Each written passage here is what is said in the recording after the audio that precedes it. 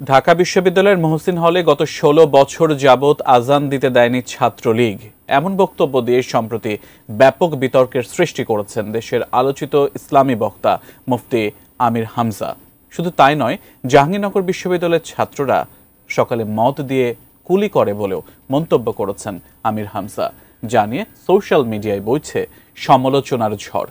বিতর্কিত এইসব বক্তব্যের জন্য তাকে প্রকাশ্যে ক্ষমা চাওয়ার আলটিমেটাম দেন শিক্ষার্থীরা।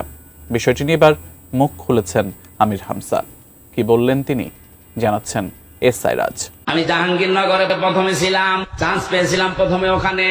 আমি দেখেছি সকালবেলা কুলি করছে মদ দিয়ে। রাশমিকা মান্দানা নাম শুনেছেন? বিতর্ক যেন কোনোভাবেই পিছু ছাড়ছে না বাংলাদেশ জামাত ইসলামী মনোনীত কুষ্টিয়া ৩ আসনের সংসদ সদস্য প্রার্থী মুফতি আমির হামজার। একের পর এক বিতর্কিত বক্তব্য দিয়ে তিনি নিজেই হচ্ছেন সমালোচিত।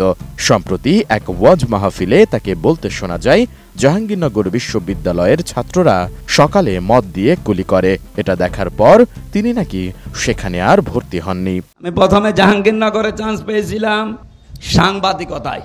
আমার তো সিরত যা, ওই ছাতায় তো পড়া সম্ভব না। এই জন্য বছর খানিক থাকার পরে সে আল কোরআনে ভর্তি হয়েছিলাম কুষ্টিয়া বিশ্ববিদ্যালয়ে।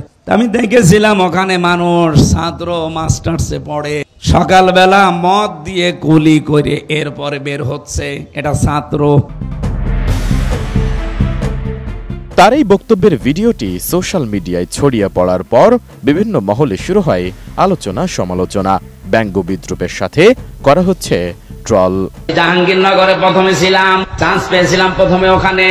আমি দেখেছি সকালবেলা কুলি করছে মদ দিয়ে কুলি করে।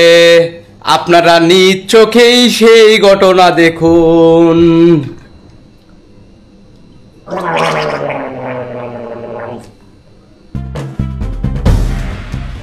এদিকে আরেকটি মাহফিলে আলোচিত এই বক্তা দাবি করেন, গত ১৬ বছর যাবৎ ঢাকা বিশ্ববিদ্যালয়ের মহসিন হলে আজান দিতে দেয়নি জালেমরা। ছাত্রলীগের ঘুম ভেঙে যাবে বলে ফজরের আজান দিতে দেওয়া হয়নি বলে দাবি করেন তিনি। ১৬ বছর আজান দিতে দেয়নি জালেমরা। ছাত্রলীগের ভাইদের নাকি ঘুমের ডিস্টার্ব হবে, এজন্য ফজরের আজান হইতো না। এবার ডাকসুতে শিবির প্যানেল পাস করার পরে তার পরের দিন মাইকে আজান আরম্ভ হয়েছে। নতুন বাংলাদেশ গড়তে এলো জুলফিকার স্টিল। জুলফিকার স্টিল, ইস্পাত দৃঢ় অঙ্গীকার। মূলত আমির হামজার এই বক্তব্যের পর থেকেই বিভিন্ন মহলে সমালোচনা চলছে। বক্তব্যের প্রতিবাদ জানিয়ে তাকে প্রকাশ্যে ক্ষমা চাইতে বলেছে ছাত্রদল। এমনকি ছাত্র শিবিরের সাবেক ও বর্তমান নেতাকর্মীরাও তার সমালোচনা করেছেন। আমির হামজা নামক একজন বক্তা ও জামাত ইসলাম মনোনীত এমপি পদপ্রার্থী দাবি করছেন, ছাত্র শিবির ডাকসুজের পূর্বে মুহসিন হলে আজান দেওয়া নিষিদ্ধ ছিল, যা সম্পূর্ণ বানোয়াট একটি দাবি। আমাদের আবাসিক হলের ব্যাপারে এমন জঘন্য মিথ্যা বক্তব্য আমাদের ধর্মীয় অনুভূতিতে আঘাত হানে। চেয়ার পেয়েছেন তো গিয়ারে আছেন, টের পাচ্ছেন না কিছু। এমন পরিস্থিতিতে আমির হামজাকে সতর্ক করেছে বাংলাদেশ জামাতে ইসলামী। দলের পক্ষ থেকে তাকে রাজনৈতিক কোনো বিতর্কিত বিষয়ে বক্তব্য না দেওয়ার জন্য বলা হয়েছে। রোববার গণমাধ্যমকে দেওয়া এক সাক্ষাৎকারে এ তথ্য জানিয়েছেন মুফতি আমির হামজা নিজেই। বলেন, মাহফিলে বক্তব্য দেওয়ার সময় তিনি বিতর্কিত এসব বক্তব্যের জন্য ক্ষমা চেয়ে তিনি বলেন, মাহফিলে বক্তব্য দেওয়ার সময় তিনি এখন থেকে সতর্ক থাকবেন। কোরআনের তাফসিরের বাইরে আর কিছু বলবেন না বলেও সিদ্ধান্ত নিয়েছেন তিনি।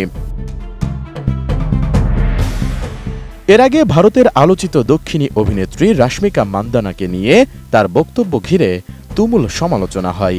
সে সময় তার বক্তব্য ছড়িয়ে পড়লে এটা নিয়েও সামাজিক যোগাযোগ মাধ্যমে শুরু হয় ব্যাপক সমালোচনা। আর ওই সমালোচনার প্রেক্ষিতে তখন ক্ষমাও চান আমির হামজা। রাশমিকা মান্দানা নাম শুনেছেন?